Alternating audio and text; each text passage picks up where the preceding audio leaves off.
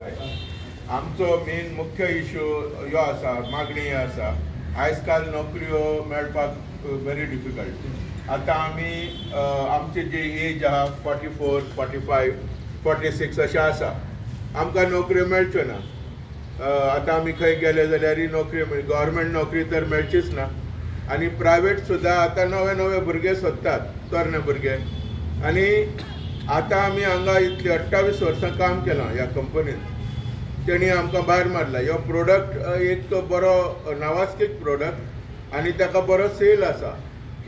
optical fibres, optical fibre,